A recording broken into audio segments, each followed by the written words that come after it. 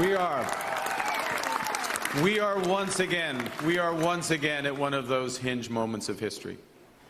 Our old relationship with the United States, a relationship based on steadily increasing integration, is over. The system of open global trade, anchored by the United States, a system that Canada has relied on since the Second World War, a system that, while not perfect, has helped deliver prosperity for a country for decades, is over. These are tragedies, but it's also our new reality. We are over the shock of the American betrayal, but we should never forget the lessons. But you're going to take us forward. We have to look out for ourselves, and above all, we have to take care of each other.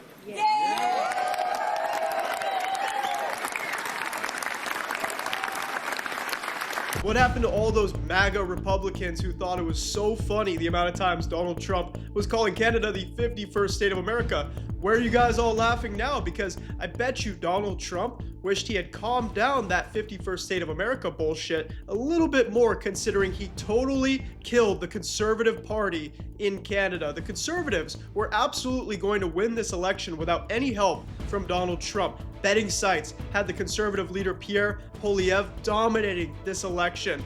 Then, as soon as Donald Trump started to meddle with Canadian politics, he ruined the Conservative movement in Canada, giving the Liberals a massive comeback win. Why? Because Mark Carney, a moderate Liberal leader, united the entire Canadian country around the idea that they were not going to be trampled by Donald Trump and the MAGA extremist fascist regime. And don't think I'm being dramatic by calling the Trump administration a fascist authoritarian regime, or at least that's what they're aspiring to be. How do I know that? Even today, Amazon was going to start listing how much more money you and your family were going to spend per order thanks to Donald Trump's tariffs. And you know what Donald Trump's response was? Amazon, we're not going to let you publish that information. Consumers and American families, you're just going to pay that cost, but it's going to be hidden because that's a political and hostile act according to the Trump administration. The Trump regime is silencing critics. They are cracking down on the free press. They're deporting American citizens. Believe it or not, that is actually happening, and that's something that's going to continue to happen.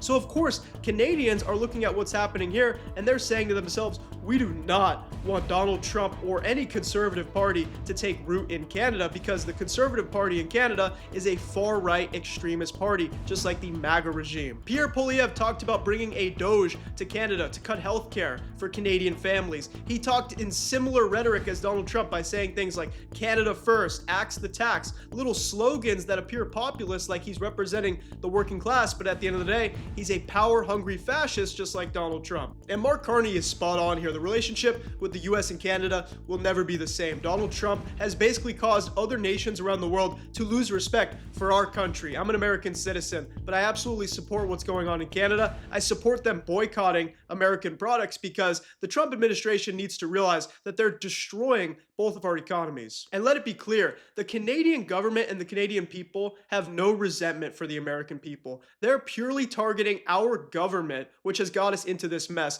And for any Trump supporters out there, you're simply not patriots. You are blindly worshiping this thug disguised as our president. He's a cult leader. You're drinking the Kool-Aid. This is like Jim Jones and Jonestown, and he's going to let us go down with the ship. Guys, thank you so much for tuning into this edition of the Progressive Pulse. Please like this video to help boost the algorithm and make sure people see it. You can share it and subscribe for free. Follow me on Instagram, YouTube, Substack, and TikTok, where I post every day. I'll be posting here every week. Thank you guys. Stay well, stay vigilant, and fight the oligarchy.